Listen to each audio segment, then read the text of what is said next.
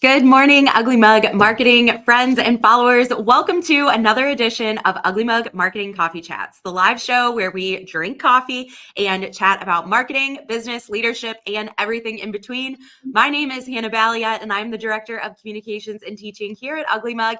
And today I am joined by our super amazing Valentine's and Mardi Gras Day lover, Lily. She is one of our marketing coordinators. And today, Lily is joining us to talk all about QR codes, best practices, best tools to use, the really powers, the tracking power that's behind QR codes, because there's a lot more power to it than just easily letting you view the menu at your favorite restaurant, which I feel like is the thing that we're all most familiar with when it comes to QR codes. So I'm really excited to dive into this topic with Lily today. Lily, thanks for joining me on Coffee Chats. Hi, thank you for having me. I'm excited to be here. Amazing. What are you drinking in your coffee this morning, or what kind of coffee do you have? Yes, so if anyone knows me or knows Ugly Mug, Tamp and Grind's right across the street. So obviously we are loyal to our Tamp and Grind family, but this is an Irish cream and blueberry macchiato. So I wanted to be like a little crazy for Valentine's Day because normally I get like raspberry and like white chocolate, something like that. So I was just like, let's switch it up today. So blueberry Irish cream. Amazing. I am so unoriginal. I am drinking the same drink that I feel like I have every week. Well, sometimes a vanilla latte, but today I have the Taj Mahal. This is a drink that has cayenne pepper and cinnamon, I think honey, a little vanilla. She's great. It's giving like immune health, energy, like like the little immune shots you take like after you take Soul Cycle or something. That's what it's giving. Yes. Oh, I'm giving Soul Cycle or no? You're giving Soul Cycle espresso cayenne pepper queen is what it's giving. Amazing. Well, I will receive all of that. This is from my favorite coffee shop, 42 and Lawrence, downtown Raleigh. They use Larry's coffee, which is also locally roasted here in Raleigh. If you're ever in Raleigh, go here. See my girl, Christina. She'll hook you up with a mean Taj Mahal latte. All right. Lily, for those who I feel like you've been on Coffee Chats like a few times now, but for those who haven't had the chance to meet you in person or virtually on Coffee Chats, tell us a little bit about yourself, how long you've been at Ugly Mug, what you like to do for fun, and anything else you'd like to share.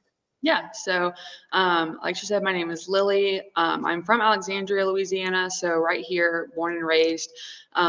If you haven't met me yet, I'm so sorry. I'm the coolest person that works here. If you're watching this, I don't want to hear about it. He thinks he's funnier than me, but we all know that he's not.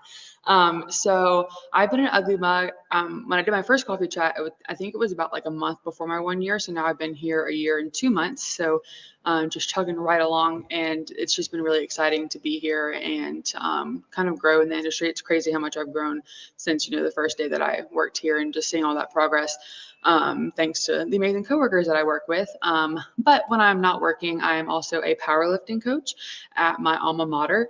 So where I went to high school, and we actually have regionals coming up in the next couple of weeks, and then state after that. So powerlifting, working, and shopping are my three current things that I do every single day, week, etc. And being a dog mom to Mr. Flash. To Mr. Flash. So I always thought I was a cat mom. I have 3 cats, and I thought like cats are the best, which I love my cats. But then I got Flash. He's a golden retriever. I rescued him, and my life has never been the same. I actually, now that you mention it, I wore these pants yesterday, and his Mardi Gras bandana is actually in my pocket. So he's wearing his Valentine's one today, but that's funny. Such a Louisiana thing, though. My Look, dog's Mardi Gras bandana's in my pocket. So yes, dog mom Flash, and love him so much. I love it. Thank you so much for sharing all of the things. That was absolutely amazing. So let's dive into the topic that everyone is here to tune in for. Really, we're talking about QR codes, like I mentioned. So, Lily, some people maybe they've never seen a QR code, or they don't even realize what it is, or they've used one, but again, just didn't realize what a QR code was. So what is the QR code? What does it do? And when did you notice that this really had a surge in popularity? Yeah. So I know I'll kind of skip around, but QR codes really became popular in 2020 during the pandemic, and it actually shows that so a QR code is a quick response code, and I'm sure majority of people watching this have seen it. It's like the little pixelated code. You'll see them on flyers, marketing material, any kind of thing like that. But it was actually there was, I think they said 11 million different QR codes were created in 2020 alone. And that was kind of like the boom of using QR codes, but they were actually created in 1994 by a Japanese ran company for labeling automobile parts. And so they've What? been around for quite some time. So I guess like that would be like what, 30 years this year would make since they first started. But like I mentioned, QR codes really took off in 2020 during the pandemic with especially restaurants. I feel like everyone knows what I'm talking about. Like you'd walk into a restaurant and you'd have some people that are pulling out their phones being like, how do I do this? Or like seeing the QR code saying, how do I even scan this? And then you have some people being like, I just want a regular menu, blah, blah, blah. But yeah, I would say 2020 restaurants was like whenever the first big like wave of QR codes really like started becoming the new phenomenon for sure. Yeah, definitely. I feel like a lot of restaurants are still have stayed on that route, and it's really crazy to see the technology, and especially within the restaurant industry, I feel like that's just the easiest example to run with, but how it's advanced because not only is it, hey, let me click this QR code and view the menu that brings me to their website or some sort of PDF, it's also, well, I can just place my entire order, and it kind of removes the need in some fast casual settings for a line to be forming at the cash wrap, or maybe the need even for a server. Or I know our favorite lunch spot here in Raleigh is called State of Beer. They have the best sandwiches. And usually when you go to State of Beer, you just can go directly to your table and you would scan the QR code, you'd place your order, and then, 10 minutes later, here comes the waitress out with your hot sandwich and your drinks and everything. And I've noticed though that recently they started to kind of take that aspect away during certain times of the day so that they can give their servers more of an opportunity to interact more. But I just still think it's crazy because I feel like that technology in and of itself didn't exist pre-COVID. It was like we needed that during COVID times, and people are still using it today. And another thing about that too is in the same way, like you can use QR codes to pay. So like you're even going straight from Yeah. sitting down and ordering to paying. And kind of like, I don't know if Alex talked about this in his chat with like AI. It almost makes you wonder, like, is there going to be a takeover with QR codes that are no longer going to have a need for waitresses or servers or people that Mm. can just be done? And I want to say no, simply because of the fact that it is that personal interaction. So I don't want to take this as a way to say like QR codes are here to like take people's jobs. But in that same sense, it's like if I can just scan a QR code, put my order in, get my drinks refilled whenever my server comes back, have that good conversation with her. I almost feel like I would have the same experience, even if she would have taken my order from the very get go. But the great thing about Totally. that is like now I'm in charge of placing my order. I'm in charge of if something comes out wrong, well, did I put it in wrong? There's like no longer that person to blame, but I'm still getting that interaction with the server, whether it's like I said, drinks or like asking if everything's good to go, XYZ. So I think that's a really cool way to utilize the QR codes for sure. And I think that'd be like something really neat for other businesses to start implementing. Yeah, and that's a great segue because I wanted to talk about benefits or ways that other companies in different industries outside of the food and beverage industry can utilize QR codes to help their company grow or to gain more insights. Like, tell us a little bit more about how you're seeing QR codes being used or ideas or ways that other businesses in different industries could use QR codes. So us specifically in marketing, using QR codes for any kind of marketing material, whether that be flyers, posters. I have one client that has a concert, every month, every few months, and we put the QR code on there for people to easily scan it if they see the poster hanging in tape and grind. Whenever we have one of my other clients has trade shows and they're doing a giveaway, it's like scan this QR code, join our mailing list. So easily having people join your mailing list and growing it that way, just by having them scan this QR code, maybe entering to win something. And that's just a really simple way to grow your email list. And then another thing with QR codes that I think is really beneficial for companies is the fact that they're cost efficient. And so, Mhm. and even playing a part in what you've already printed. If you have a, I know we'll talk about this later, but if you have a QR code generator that allows you to change the URL of a QR code, you don't have to print new material all the time. So I could get, like, if we would have had a step and repeat, so like that big banner that we had, if we would have put a QR code on there to lead to the Eventbrite page for, the Stale Cracker event, and then, in a year or so we have another event, instead of having to reprint that banner or reprint flyers in that course, all we have to do is change the URL to literally anything else, and you easily are able to utilize that same piece of marketing material. So that's a really good, and even if you do have a paid subscription to a QR code generator, most of the time it's not expensive at all, especially if you have like the revenue, like, incoming revenue for it. But it's just a very cost efficient way to make sure that your marketing materials are always up to date with whatever you're needing to print. I actually had a failure one time. I had some rack cards printed, and I did not, and this was way before I had the QR code generator, and I did not, it was just on there as a placeholder, the QR code that I had.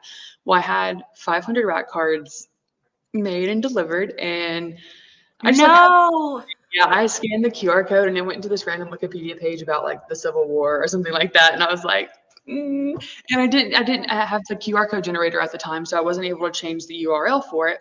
And so that was another thing where I was like, man, if I would have just had this QR code generator at the time, I would have been able to make Make that that landing quick page change. anywhere. And fortunately, it was not the most, the cost of getting them redone didn't, stab me, but it definitely was a big learning lesson and makes me definitely appreciate the QR code, like everything that it allows you to do and the different options that the generators have for sure. Yeah, that's so interesting. I actually didn't know that. You could just go and swap the URL that's associated with that. That can really save the day in your example, but also allows for just evergreen changes. Or, like you were saying, if you get it printed on a backdrop that you're using at an upcoming event, to be able to easily swap that out. So then all of a sudden that backdrop doesn't become completely useless after the event, and you can use it again for something else in the future. I mean, that's huge, because again, saving the day, but like a backdrop can be kind of expensive, right? Or getting multiple different types of print materials done can be really expensive. And so I think it's really interesting thinking about the idea of print materials and utilizing those print materials to ultimately like drive someone to the web, because ultimately when we're doing direct mail or we're hanging posters, doing kind of guerrilla marketing somewhere, you can't always track anything. Like, you can't track metrics behind that. I don't know how many people saw the poster. I don't know how many people went to our website as a result of the poster, or bought tickets for our event, or purchased our product, or experienced our service as a result of the poster. And that's where sometimes direct mail gets a knock. But utilizing QR codes can help us track some of those important metrics. So tell us a little bit about the metrics that we can see when we utilize a QR code. Yep. So obviously one of the most important ones that you can see is whether or not someone is scanning it. And then from there, you can see more of the demographics behind it. You can see where they came from, like what city area they're in. Some also have trackers as far as like gender, age, different things like that. I know you can see like bounce rates, how many times maybe your QR code is not working. One of the great things about QR codes is how trackable they are if you invest in, the one where you're allowed to track. And so, like you said, it's hard to know with like, especially print material, if something I'm doing is even working. And so that's where something where QR codes comes into play. It can even tell you, hey, this is not working for you. For example, we went and put mailers in, we put door hangers in some of the like nicer neighborhoods in town. And when I went to go check the QR code scanner a week later, there had only been 2 scans on the QR codes. And while it was unfortunate, it was one of those things where it's like, okay, Yes, we got 2 scans, and one of those probably was for me ensuring that the QR code was even working in the first place, Yeah. but it also let us know, "Hey, this is not working, so let's shift our marketing elsewhere." So, we try not to always look at those things as a negative because, yes, it's unfortunate, but at least we are not wasting more time, moving in the wrong direction. So, yes, it's encouraging to see, "Hey, I got this many scans," but then that goes into the valuable results part of it because, yes, you're getting these scans, but are they from people who are supposed to be scanning it? Because sometimes we'll get, I'll look on the tracker for something and it's like it was scanned by somebody in Canada. And I'm like, not sure that, anyone from Canada was supposed to ever see this QR code, but I'm glad they saw it. However, not important to us at all. So QR codes definitely have a lot of good trackable material. And like I said, can also help you revert any kind of marketing to make sure that it's even worth doing.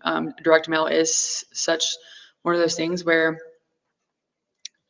I don't know, you used to like want to look forward to getting mail, and now as you get older, you're like, I think I can go a day or two without seeing the bills that are coming in through this mailbox today. Um, Right?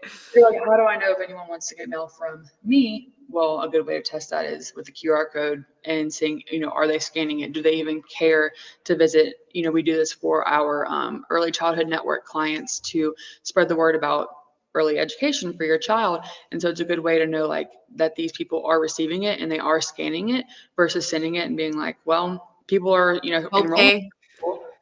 but Yeah. is that from this? Is what we are doing benefiting anyone at all whatsoever? And are there other ways we can use the money that we have to do other marketing? Yeah. That I love that you bring that up because so often, well, two things actually. First thing, so often as a company or a business or entrepreneur, you're doing all of these different tactics, right? And maybe you don't necessarily have a cohesive strategy. You're just trying to throw spaghetti at the wall and see what sticks. And sometimes direct mail ends up in the mix of those different tactics, but you don't actually get to see that direct correlation from direct mail or door hanger or printed poster, whatever it may be, to revenue in your business or new children registered for an early childhood program, or you don't get to make that direct correlation. And that can feel so frustrating because maybe you're doing 10 million other different things, some of which might be slightly trackable. And so you're like, great, 100 kids registered or 100 people bought tickets, but we have no idea where those people actually came from. And so QR codes can help us bridge that gap. And the second thing is knowing being okay if it doesn't work out because there are so many learning opportunities within our marketing. And what I am fascinated by is sometimes we say, oh, that failed, not going to do that again, without actually taking the time to think about, well, why did that fail? Mhm. What is it about the way that we marketed that really didn't resonate or speak to our target audience? Was the QR code not big enough? Or are they just not interested in direct mail? Would they much rather see something on Instagram? Like actually taking the time to evaluate good and bad. Sometimes we only say, this worked so well, let's do it again next year. But I think it's really important to reflect on maybe why something didn't work too. And QR codes allow us to see that it didn't work, which Right. is the powerful part of it. So I love all of those insights. That was really good stuff there that I hope people have some good takeaways from. So with like the bad or the not so great, what are some mistakes that you see people making with QR codes? They can be silly things like it's like, or they can be strategically, hey, you could have used a QR code, but you didn't, or you used it in the wrong way. What are some of those common mistakes that you're seeing? Yeah, so there are two things that I think of when I think of this, and one of them is using QR codes as if they are one-dimensional, and so not utilizing it for all that it is.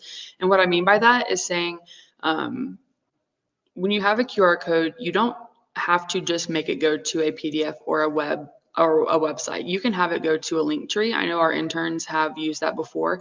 You can have them scan it and it goes to a link tree. So at this point, you're able to share your Facebook, your Instagram, your Google business, your a free PDF. You're able to utilize it in so many different ways that you don't have to be so one-dimensional about it, I guess is a good way to put it. And then another thing is not utilizing the fact that you can make multiple QR codes go to the same landing page, but where you place those QR codes is the important part. So I can have, if I want to send people Mm. to our website, I can put it on a poster, I can put it on a backdrop, I can put it on a mailer, and I'll have three different QR codes all going to the same landing page. But then when I go and look at that trackable material, it's like, okay, the flyer got this many scans, the poster got this many scans, the direct mailer got this many scans. So now I'm seeing exactly what is working for my target audience. So it's all going to the same place, but now I'm able to see, oh, people aren't scanning the direct mail as much as they are the flyer. So maybe I just need to invest more in the flyers. And I feel like people Yeah. might think like you only have to have one QR code for a landing page. No, you can have more than one, and then you can even take it and redesign them. So I encourage the interns to make. They took a QR code and it was black and white, just like every other QR code that you see, but the background was very fun and very playful, and it had a clear call to action, which is also maybe something that people are missing, is not giving people a reason to want to scan it. And so then I challenged them. I'm like, okay, now take a plain white piece of paper, make your QR code our colors, put our logo in the middle, put no other wording on it, and see how that QR code does. And then maybe create one that's kind of fun and has the fun and colorful QR code, and then test those three. Because now you have three different QR codes all going to the same landing pages, and see how that works for you. Like, you don't have to make it all just like so plain and boring. I know one of the most successful QR codes that are out there was the Bitcoin QR code from the Super Bowl, where it just Yeah. literally bounced around the TV like it was a Vizio, TV screen that had just, been sitting stagnant too long, and you're waiting to see if it's going to hit the corner of the TV screen. I can't even tell you how many people probably scan that QR code because it's like, what is this even for? Have no idea. And that literally lives rent free in my head. When I think of QR code, Yes. rent free in my head. And it's insane the amount of other companies that then have used QR codes Mhm. on their television commercials as a result of that. Yep. Like, crazy, crazy. I feel like anytime now I see a DoorDash commercial or anything like that, there's a QR code and you can easily and quickly scan it. And that's another way too. That there's so much with QR codes, so many different directions we could go. But I really want to touch on this.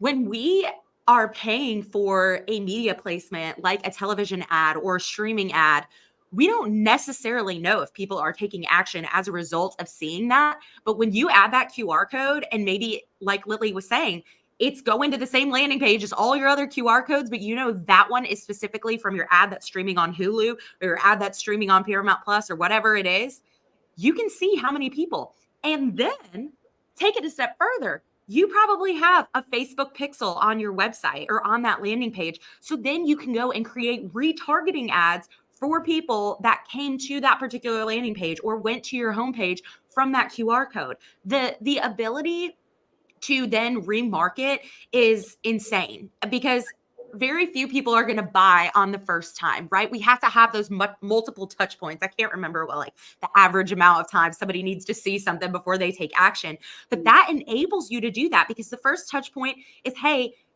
you came through on their television screen, right? Or on their phone while they were streaming and watching something. Then they clicked the QR code and then they went to your website. Well, now we're going to hit them with some different ads, whether it's on Facebook or it's on YouTube or it's on Instagram or it's on TikTok. Like, that is so powerful. And I think we're just kind of like brushing by QR codes. We're like, oh yeah, it's like a thing that you can create and Everyone's whatever. using them, like, why should I? And I Yeah. can give Yeah. you a million reasons why, like, especially with being able to create the ones that look different than anyone else's. That is what's going to get people to scan your QR code, especially if you aren't sure about your clear call to action. I promise you, if I saw, and I even included this in my email, if I saw a black and white QR code with no call to action, and I saw one that was hot pink and had roses and flowers on it with no call to action, I promise you I'm scanning one of those QR codes, and it's not going to be the boring black and white one. Like, there are different ways to spice it up to make yourself different, because I do think that QR codes are playing such a huge role in marketing that we don't need to miss out on the opportunity to use those. Yeah. One other way that I feel like I've seen QR codes like misused is like people will just post a QR code like on their Instagram. And I'm like, you can't click on it. Like if someone else has their phone and then scans it, Like Venmo. amazing. Like Yes. on Venmo, yes. But I'm like, don't put it on like your social media posts Mhm. thinking that the viewer is going to be able to scan that. They're Right. going to need someone else's phone in order to scan that and then look at it. Yeah. So that would be like another just QR code 101. Like maybe let's not do that. Right. Let's not have it just on our social media posts. Okay. Yes. Yes. And Um, I was reading something, and you also have to be very clear about your target audience whenever it comes to this too. So if your target audience is maybe like an older generation that maybe doesn't have access to smartphones, or maybe you're just in a community where smartphones aren't common, yep. don't QR codes probably aren't the best for you. It doesn't mean they don't work. It just means that you need to be very like cognizant of your call to action. I'm thinking if you do marketing for a nursing home, I'm not sure QR code is going to be the best place for you to, or is it going to be the best marketing practices for you to use, just because that older generation, maybe they don't have, smartphones to scan. But if you're working on a college campus and you're doing marketing for them, QR code's Mm, 100% the way to go, because what college student, I don't know any college student that doesn't have a smartphone. So being yeah. very like cognizant of your target audience, and I don't know, just being very aware of that as well. Yeah, totally. So we've touched on a lot, but the last thing I want to make sure that we talk about is the best QR code generators or tools or resources. Oh my gosh, Sandra, you just said curious if you've already discussed or will discuss best tools to use. That's what we're talking about right now. Yes. So Lily, any recommendations on what those best tools are that we should be utilizing when it comes to QR codes? Yes. So the generator that I specifically use is Bitly. So bit.ly. Everyone's probably seen it at some point in their life. But another great thing about Bitly is that they also have a feature in which you can shorten URLs, which is very favorable for QR codes. So longer URLs for QR codes is only going to make your QR code operate slower. For anyone trying to scan it. So, with utilizing Bitly, we're able to also cut down those URLs, as well as create and design so many different QR codes, whether it's going to the same place or not, for all of our clients. And then, um, I don't know, they just have like so many options. You can make them fun. You can make them, incorporate your logo, incorporate this, that, but then also the tracking material that's on it, being able to see who's scanning your QR code, what time they're scanning it, demographics, bounce rates, and everything like that. So my personal opinion would be the Bitly one. That is the only one that I've ever used. That is kind of like a more of a paid generator, but 10 out of 10 recommend thus far. So Yeah. And I think I just have the free version of Bitly. And so even if you just want to get in there and kind of play around, even with just shortened links, mhm. that is definitely something that you can create within Bitly in addition to the QR code stuff, like Lily mentioned. And I find them to be super user friendly. I also know that there is a QR code generator within Canva as well. A lot of our friends that watch also use Canva. Now, I can't really speak to all the capabilities or if you can even see any of the like demographics or anything like that on there. I would still recommend using Bitly over that, but there are QR code generators built in within Canva too, if that is a starting place or something that you're already paying for in that premium Canva subscription. So could be another option for you too if you don't necessarily care so much about the analytics initially and just kind of want to play around with it at first. So Yeah, could be a good start there as well. yeah. Wow, we've talked about a lot. Like we've talked about Definitely, we're under 30 minutes. I know. I'm like, I want to keep going, but like, I'm like, if we keep going, we're gonna We'll have a get back. down a rabbit hole again. Sandra just asked to, I'm going to put her question up here on the screen. Have you found any that you can use an image versus the black and white boring digital lines? And Lily was just talking about this within Bitly. You can add your company logo or swap out the colors and make it a little bit more fun and on brand rather than just using the black and white. And we were kind of talking too about how she had recommended to our interns recently testing out the plain black and white one versus one that was more on brand versus maybe a third option and seeing what's worked best. And correct me if I'm wrong, but it seems like the color one, the one that's actually branded like Ugly Mug, had more clicks going towards it. And so, yes, you can customize it within Bitly, and Lily would 100% recommend doing that customization and making sure that it's on brand and looks interesting and Yes. doesn't look like we're just sitting down at a restaurant and looking at the menu. Yes. And also within Bitly, I know for sure, you can change like the way that what you call black and white boring digital lines look. You can pick ones that have like, they're made of dots instead of lines. They're made of like different, I don't know, shapes. So Bitly has quite a few options. And then they also have like border options where you can like put a box around it and it says scan me on the bottom of it. Or I don't know, there's just so many of them that you can choose from, as well as, customizing them, to whichever way. I do recommend always using the darker color, for like the actual pixel itself, especially if you're printing on, white backgrounds or just like lighter color backgrounds. It just works better and it scans better. So that's something really good to keep in mind. I know for us, we've tried, having like the or yellow pixels from like Ugly Mug colors. That does not work. It doesn't work as well as our blue or our pink does. So that's another thing to keep in mind. It's just making sure that, you're testing it before you go and, put it on all of your different things. Yeah. Sandra asked one more question here. It says, have you seen / used living labels like on the 19 Crimes wine? I've seen this before, I have but not.